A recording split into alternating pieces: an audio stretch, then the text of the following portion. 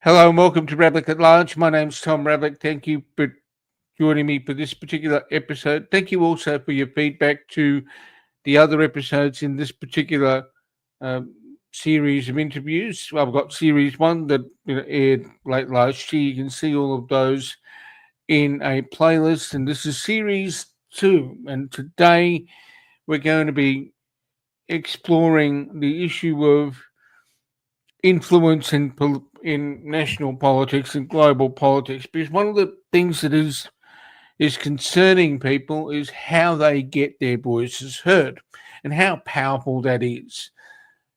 Since October 7, 2023, we've seen a growth in the number of protests on weekends in relation to certain causes, like trying to get the Israeli government to ease off on bombing in Gaza. There are also other protests that happen from time to time, be they workers that go on strike, be they protests that relate to the the rights of women in particular, but people generally to be safe in the workplace and elsewhere. How powerful is that when it's compared to other ways that people use to influence? That is, associations and their lobbying, and also the manner in which corporations may donate to political parties and political think tanks. The Australian Institute has a really sharp director working in this place by the name of Bill Browne. He specialises in looking at issues related to democracies and what impacts on them and where things are poor. Bill's going to take us through the range of concerns that exist with the protest bans and anti-protest laws that are coming through, but also we're going to have a bit of a gander at the way in which associations influence governments and political parties. Bill, thank you for joining me. Thanks for having me, Tom. I'm glad to see you. You lasted that long run up. Now, but we begin with the issue of protest movements and legislation designed to curb the freedom to protest. What are we firstly observing at the moment?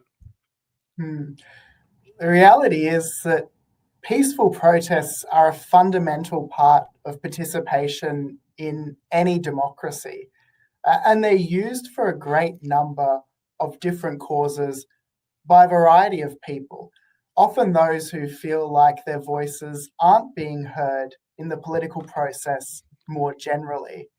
But unfortunately, in the last 5-10 years, we've seen a real attempt to criminalize protests that's come across a variety of different state governments. In fact, 5 of Australia's 6 state governments have increased penalties for protesting or introduced new types of criminal offence for protesting, with fines that are in the tens of thousands of dollars, well beyond the capacity of an ordinary person to pay.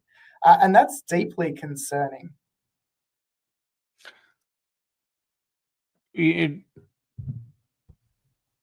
What ultimately do you think is the objective of that? I mean, there are obviously concerns when someone like a Milo Yiannopoulos comes along into Australia, and there are protests outside venues at which he's speaking, and some people express themselves in a way that clearly indicates they're not great fans of his, with a degree of violence against property and pushing and shoving against law enforcement. Let me play devil's advocate here. Why is it that it is illegitimate to strengthen those laws, given some of those examples that we've seen? So I think there's a few points here, and quite fair to kind of probe the limits of protest, because I think we can all think of protests that are held by people we disagree with, or we're concerned by. And one of the reasons why we entrench human rights is to take away that personal political question of whether we're sympathetic to an individual protester and take it back to the broader principle. Protest is a tool that the public uses to hold those in power to account. and to challenge the prevailing power structure. We've seen historically in Australia protests that have been vindicated by history, whether it's the ones against the Vietnam War, those for LGBT rights, including against the criminalisation of homosexuality as it was in Tasmania. Suffragettes and feminists powerfully used protest, as did the anti-apartheid movement. So there's a strong legacy of protest, and each of those protests at the time was met with resistance, met by criticism, by governments. You see that in the response to the protests that interrupted apartheid sporting events where South African teams would tour around Australia. And the same kinds of criticisms of protesters interfering with public life, demanding a megaphone, demanding a public platform, arose there. With the benefit of hindsight, we can see how important and righteous those movements were. There's no doubt that if a protest is violent, it should incur criminal restrictions and consequences. And we have the law for that. But I haven't heard a convincing case for why the penalties need to be larger now than they have been historically, or why they need to exceed the penalties for offences compared to offences that seem much more serious. And the reality is the way that governments pushed these changes to the law through suggests they don't have those answers either, because they didn't take them through a proper process.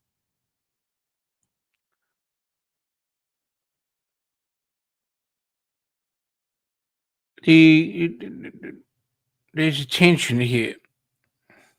One of which is politicians will frequently say people have a right to protest, and on the other hand, there are laws that are essentially coming into play, or where people are reflecting on putting them in place, where they say yes, you've got a right to protest, but you can't protest near the proximity of the symbol against which you are protesting. I think of things like the kind of stuff that goes on in the US with abortion clinics, for example, where there's, I think there are laws around the place to limit how close up certain types of people can get, or the issue related to protesting near or close to religious institutions. Is that issue a bit different to the one that you're seeking to address, which is if you make the penalties greater, you're making people more afraid of engaging in a democratic process or exercising their right? I think it does come to opportunities for participation, and we hear a lot of rhetoric about electoral participation rates in Australia, which in part thanks to compulsory voting are very good. But when it comes to other measures of participation like party membership, like attending protests, like contacting your local member, things are much less rosy. I think with any case of restrictions on civil rights, it comes down to questions of proportionality and reasonableness. The arguments for restricting protests outside an abortion clinic, where someone who's going to seek medical treatment could be subject to threats and intimidation, does arise if there was a concern that parishioners attending a religious institution might face those similar kinds of persecution. But on the other hand, the Royal Commission into Child Sex Abuse and many other cases shows that religious hierarchies absolutely need to be held to account and subject to public scrutiny. And to make protesting impossible outside of those places would, I think, be a serious breach of justice and civil rights. So as with all these issues, I think it comes down to proportionality and the ability to customize the offence to the nature of the wrongdoing, if indeed any wrongdoing exists. And just finally, you noted that politicians will acknowledge in principle a right to protest, but concerningly in recent years, that hasn't always happened. We've had comments from ministers that they see no reason to protest, or they think no one among the reasonable group of people has any sympathy for protests. We know that to be untrue from opinion polling the Australian Institute's conducted, but it's also just a very worrying break from the, well, we support protest in principle, but it should be restricted, to a more blanket attack on protest as a right. If we take the next step and look at an example, we had the pandemic. There were regulations put in place for the pandemic. There were people in the community who were upset about the fact that they were forced to sit at home and watch Netflix when they had better things to do with their time, according to them. How do you deal with that? Because there's a restriction in place. There were rules in place for a period, and you had a bunch of people who went out there and protested and said, "No, we shouldn't have to be locked away the way we were or the way we are." Yeah, it's a good question, and the pandemic raised a variety of civil rights concerns around surveillance as well as protest rights.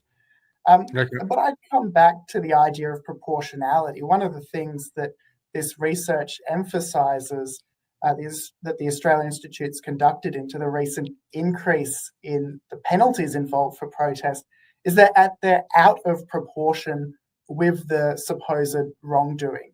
Now, I think the case for peaceful protests to not be criminalised at all is very strong, and we see strong support from Australians for that principle. But if there are breaches of other laws, like those about kind of during COVID, about gathering in large groups and so on, those penalties should also be proportional to the risk involved and shouldn't be excessive for the nature of the offence. So I agree, it raises interesting challenges and it's something that needs to be balanced. But I think the principle of keeping the penalty in line with the wrongdoing remains the same even there. Now, the people, of course, protest, and some of the people who protest don't have a lot of money or wealth behind them. It's a way of assembling with fellow citizens and showing sort of a weight in numbers on a particular issue. Another way that can be done, of course, is petitioning Parliament. Not that that's always successful, right? There are people on the other side of the ledger whose bank accounts appear to be healthier, who've got a bit more power to them. How does that play out, particularly with industry associations? Because you've done some work on that as well, haven't you? We have, yes. So this is the other side of the Australia Institute's research out today. So we identified big increases in protest fines, which means an ordinary member of the public might be hit with a $22,000 fine or a $50,000 fine at the upper limit, and including prison sentences for some people. On the other hand, we also have data that shows that a business lobbyist, a corporate lobbyist, can get access to decision makers, including ministers and the Prime Minister, for mere thousands of dollars. In some cases, access to exclusive dinners costing $1,500. And when you have a democracy, the kinds of participation that you encourage and the kind of participation that you deter has a real effect on decision making and how power is used. And the message that we send by having lobbyist access come so cheaply and protesting so expensive is that there's a legitimate form of influencing government, but it's only available to a select few. And this builds on research the Australia Institute released last year about the role of trade associations, also called industry associations, peak lobby groups, corporate lobbies, that kind of thing. We're talking about organisations like the Business Council of Australia, the Minerals Council of Australia, the Chamber of Commerce, and so on. And what we did in that research is look through the activities of 20 of Australia's largest trade associations, looking firstly for the ways that they use political influence. And what was interesting there is the great variety across these different associations. Some of them participated in the media debate with heavy use of media releases. Some approached Parliament using submissions to get involved in the inquiry process. And others were making those political payments, whether it's a cash for access payment or a political donation. Okay. Other facet we were interested in was the misalignments between what a trade association is up to and what the corporations that they ostensibly represent might want. How, what is your read in terms of the power of various lobby groups on specific issues? Is there any, in your research, was there any issue that came up as being fairly as an atypical example of the influence of associations? Was there something that you looked at that said, yep, that is a gold star example, that is a roll goal example of the influence of associations on government? The ones that stick out to me are where an industry has run a powerful ad campaign or other political activity right around, in particular, right around an election. And there are examples of the gambling industry mobilising when threatened by regulation. That happened in Tasmania in the election, I think, 2017, where the Labor government was proposing to get poker machines out of pubs and clubs. And the industry responded with spending, both directly and through donations to the Liberal Party, that was just out of proportion with the levels of money normally seen in Tasmanian politics. And they're able to do so because the potential loss through regulation, and by extension the potential gain to the community, was so great in those instances. And I think left politicians in Tasmania cowed long term as a result of that one interference, that one intervention. You see something similar with the rise of SA Best in South Australia, where the gambling industry responded very strongly. And then going back further, the anti-mining tax campaign against the Rudd government in 2010.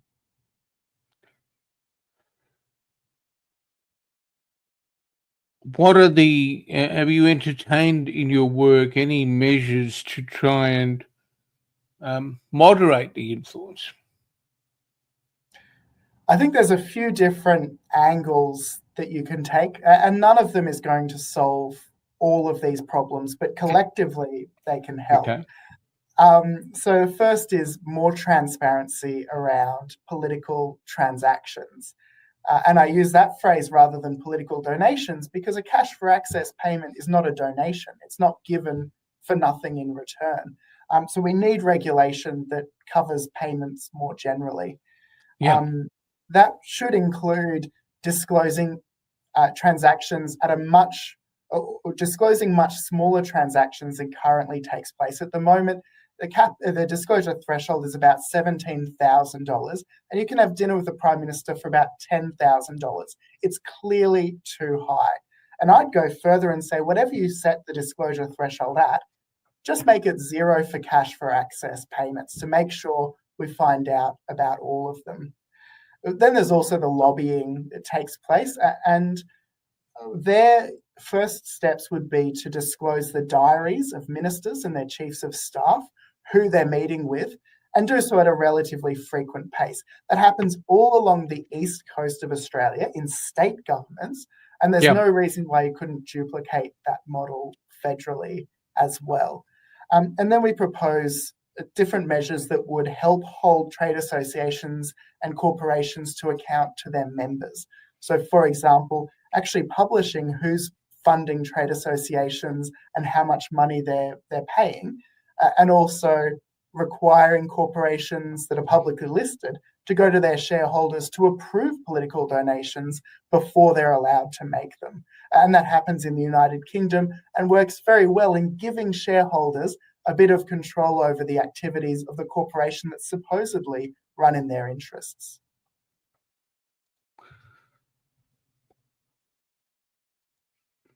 It's interesting you say that in terms of cash for access, which may be to highlight it for viewers who aren't necessarily a part of that world.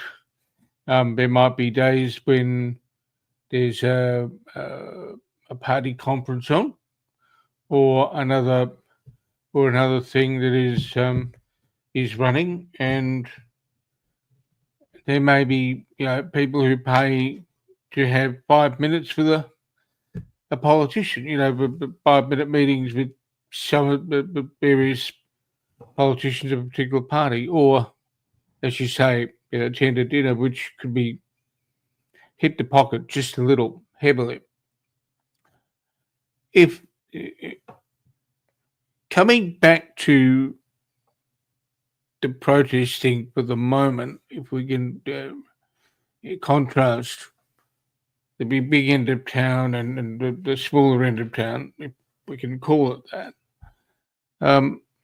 how do you improve the ability of the average person to influence the political system? I wish I had the answers there. I think part of the answer is just that we need to encourage people to participate in a range of ways.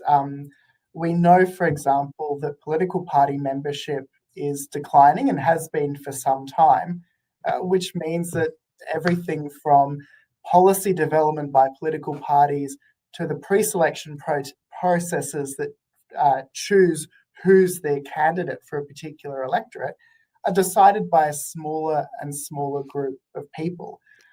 So I'd like to see more people join political parties or to join the community groups that might select independents. Either way, that's people getting involved in the political process at an earlier and more intimate stage.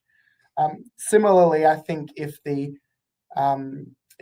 governments removed restrictions on freedom of speech, including restrictions on protesting, we've got restrictions on the right to strike. We have restrictions on so-called secondary boycotts that in practice limit the ability of people to boycott bad actors and the people who benefit from those bad actors. If we were serious about our international commitments, serious about human rights and democracy, there are a lot of things we could do to make participation encouraged. And of course, the final thing is for politicians to be held to account when they use undemocratic language, when they're dismissive of people who make personal sacrifices for what is often the greater good, or at very least is what they perceive is the greater good. I think all of those would help. Again, none of them on their own is going to do everything, but a more engaged population is across the board a benefit. Okay, one of the things that we're coming up to, if I can ask you a question without notice,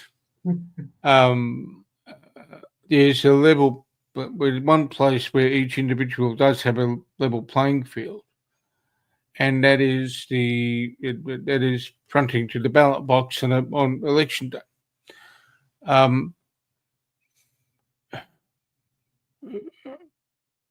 To what extent do you think there's a need to increase people's understanding of the electoral process and their appreciation of the political process, so that they comprehend how the system works, so that the thing where they can influence, where a protest might not work, but they might actually be able to influence something at the election if more people vote one way than the other. How critical is it to get a better understanding of that?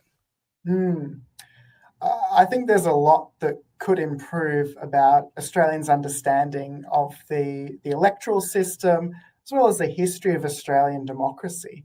But one of the things we point to is the way that Australia has been a democratic innovator. A lot of the things we take for granted either first originated in Australia or were picked up very quickly by Australians. Indeed, the idea of voting in secret in a little box where other people couldn't see who you were voting for, with a ballot provided by the government with everyone's names printed on it, circulated around the world as the Australian ballot, because it's in Australia that particular innovation developed. Another thing is voting on a Saturday, which makes it much easier for workers to turn up and cast their vote. Most other places in the Anglosphere don't vote on the weekend, which just makes it much harder for people to turn out. And knowing that we've been successful innovators in the past might embolden us to consider other improvements to our system as well. We've got proportional representation in the Senate, which makes it in some ways more representative. Sorry. That's right. It's all good. We've got proportional representation in the Senate, which in some ways makes it more representative of the public than the House of Representatives. But there'd be models of proportional representation could work in the House as well. One of the beauties of Australian preferential voting is that it's very hard to waste your vote. As long as you number the ballot in order of your preferences, your vote's going to stay in the process until the last possible moment that it can influence an election. And that's really fortunate, I think.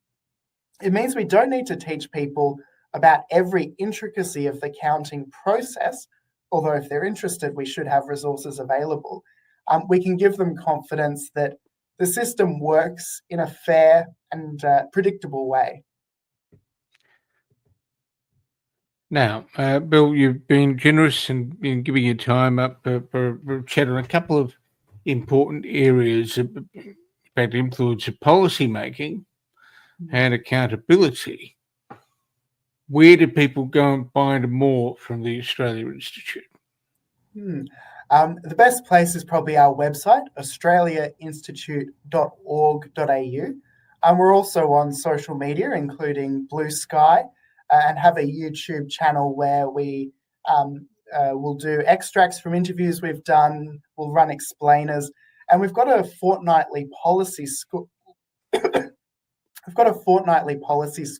And I'll actually be doing the one this Thursday on how political finance works in this country, how parties and candidates get funded, and what rules we place on that. So if people are interested in these broader issues, that'd be a great one to tag along to.